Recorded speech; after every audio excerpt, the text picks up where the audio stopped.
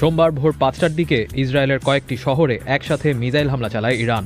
ইসরায়েলে অবস্থানরত বিবিসি সাংবাদিকরা বলছেন, গত কয়েকদিনের মধ্যে ইরানের চালানো হামলাগুলোর মধ্যে এটির তীব্রতা ছিল সবচেয়ে বেশি। তেল আভিভ, জেরুজালেম সহ ইসরায়েলের বড় শহরগুলোর অধিকাংশতেই সাইরেনের শব্দ শোনা গেছে। হামলায় তেল আভিভের মার্কিন দূতাবাসের একাংশ ক্ষতিগ্রস্ত হয়েছে বলে জানা যাচ্ছে। আজ ভোরে যে হামলা হয়েছে সেটির মাত্রা ছিল অনেক তীব্র। একসাথে অনেকগুলো বড় ও ছোট শহরে আঘাত হয়েছে।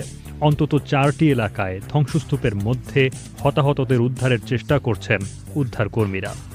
কর্তৃপক্ষ বলছে এসব হামলায় অন্তত 5 জন মারা গেছেন আর 100-র বেশি মানুষ আহত হয়েছেন। ইসরায়েল ও ইরানের বিভিন্ন এলাকায় হামলা চালিয়ে যাচ্ছে। সেখানে এখন পর্যন্ত 200-র বেশি মানুষ মারা গেছেন। এই সংঘর্ষ থামার কোনো লক্ষণ এখন পর্যন্ত দেখা যাচ্ছে না। There's no sign of de-escalation at the moment whatsoever. ইসরায়েলের অন্যতম গুরুত্বপূর্ণ বন্দরনগর হাইফাতেও বড় পরিসরের হামলা করা হয়েছে এই দফায়। হাইফায় অবস্থিত একটি তেল শোধনাগারের বিভিন্ন পয়েন্টে কয়েক ঘণ্টা ধরে আগুন জ্বলতে দেখা গেছে।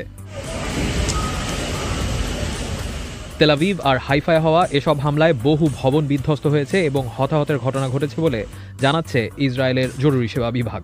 হামলার শিকার হওয়া জায়গাগুলো থেকে আহত অন্তত 90 জনকে হাসপাতালে নেওয়া হয়েছে। বেশ কয়েকটি জায়গায় উদ্ধারকারীরা এখনও ধ্বংসস্তূপের মধ্য থেকে ভুক্তভোগীদের উদ্ধার করার চেষ্টা করছেন। ইরানের সবশেষ হামলার পর ইসরায়েলের প্রতিরক্ষা মন্ত্রী ইসরায়েল কাটজ মন্তব্য করেছেন যে ইরানের সাধারণ মানুষকে এর মূল্য পরিশোধ করতে হবে। অন্যদিকে ইরানের পররাষ্ট্রমন্ত্রী আব্বাস আরাকচি ওআইসির মহাসচিবের সাথে ফোন আলাপের সময় ইসরায়েলের আগ্রাসনের বিরুদ্ধে মুসলিম দেশগুলোকে একত্রিত হওয়ার আহ্বান জানিয়েছেন। যুক্তরাষ্ট্রের প্রেসিডেন্ট ডোনাল্ড ট্রাম্প রবিবার এক বক্তব্যে দুই দেশের মধ্যে সমঝোতার আশা প্রকাশ করলেও সংঘাত বন্ধ হওয়ার বিষয়ে ইতিবাচক কোনো মন্তব্য করেননি।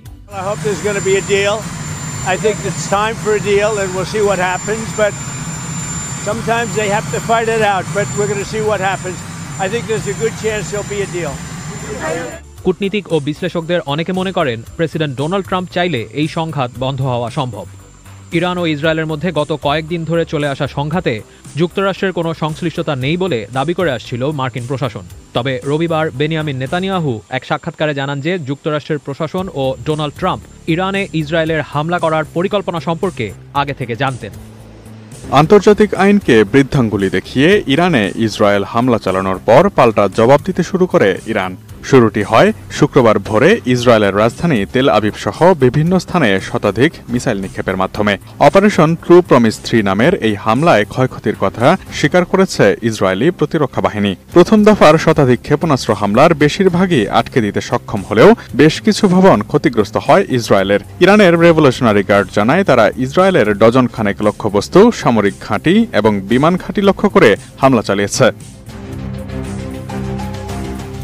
ইরানের তাসনিম নিউজ এজেন্সির এক প্রতিবেদনে বলা হয়, ইরানের বিমান প্রতিরক্ষা বাহিনী 2টি ইসরায়েলি F-35 যুদ্ধবিমান ভূপাতিত করেছে এবং সেই 2টি যুদ্ধবিমানের মধ্যে একজন নারী পাইলট আটক হয়েছেন। তবে ইসরায়েল এই দাবি অস্বীকার করেছে। তবে এটি যদি সত্য হয়ে থাকে তবে ইসরায়েলের $200 মিলিয়ন ক্ষতি হওয়ার কথা।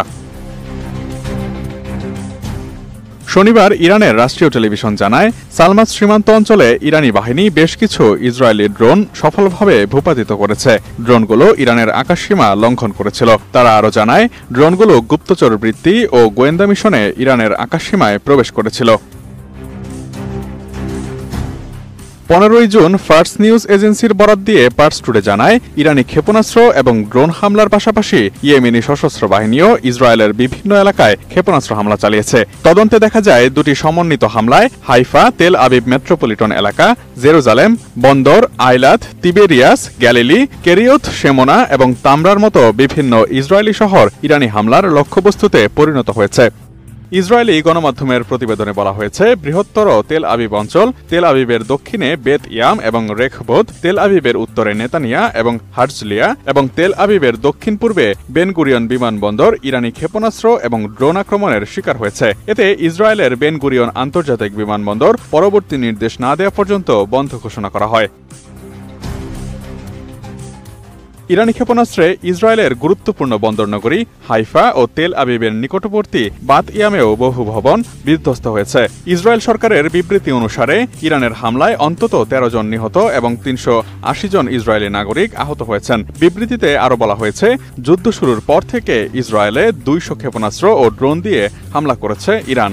এতে ইসরায়েলের 22টি স্থান ক্ষতিগ্রস্ত হয়েছে। তবে ক্ষতিগ্রস্ত এলাকায় গণমাধ্যমকে সরাসরি তথ্য সংগ্রহ করতে দেয়নি ইসরায়েলের সেনাবাহিনী। এর মাধ্যমে ইসরায়েল ক্ষয়ক্ষতির প্রকৃত তথ্য লুকানোর চেষ্টা করেছে। ইরানের হামলায় ইসরায়েলের একটি গবেষণা বিশ্ববিদ্যালয় ক্ষতিগ্রস্ত হয়েছে। ইসরায়েলের মধ্যাঞ্চলের রেহোভতে অবস্থিত ওয়েজমেন ইনস্টিটিউট অফ সায়েন্স কর্তৃপক্ষ এক বিবৃতিতে জানিয়েছে, হামলায় তাদের ক্যাম্পাসের বেশ কয়েকটি স্থাপনা ক্ষতিগ্রস্ত হয়েছে, তবে তাতে কোনো হতাহতের ঘটনা ঘটেনি। ইরানের হামলায় ক্ষতিগ্রস্ত হয়েছে ইসরায়েলের বিদ্যুতের স্থানীয় গ্রিড। সবশেষ 16 জুন ইসরায়েলে যুক্তরাষ্ট্রের রাষ্ট্রদূত মাইক হাকাবি এক্সপোস্টে জানিয়েছেন, তেহরান থেকে আসা ক্ষেপণাস্ত্রের আঘাতে তেল আবিবে অবস্থিত মার্কিন দূতাবাস ভবনে সামান্য ক্ষতি হয়েছে। দূতাবাস ভবনের কাছাকাছি ইরানি ক্ষেপণাস্ত্রের আঘাতের ধাক্কার প্রভাব এখানেও পড়েছে। হামলার পর জেরুজালেম ও তেল আবিবে মার্কিন দূতাবাস ও কনসুলেটগুলো একদিনের জন্য বন্ধ রাখার সিদ্ধান্ত নেওয়া হয়েছে। এদিকে ইরানের তেহরান প্রদেশে 200 কেজি বিস্ফোরক ও 23টি ড্রোন এবং অন্যান্য সামরিক সরঞ্জাম সহ ইসরায়েলি গোয়েন্দা সংস্থা মোসাদের আরও 2 চরকে আটক করেছে তেহরান। পুলিশ জানিয়েছে, পৃথক অভিযানে 2 মোসাদ সদস্যকে গ্রেফতার করা হয়েছে। একই সঙ্গে বিপুল পরিমাণ বিস্ফোরকও জব্দ করা হয়েছে। ইরানি বার্তা সংস্থা ইরিনার এক প্রতিবেদন থেকে এই তথ্য জানা গেছে।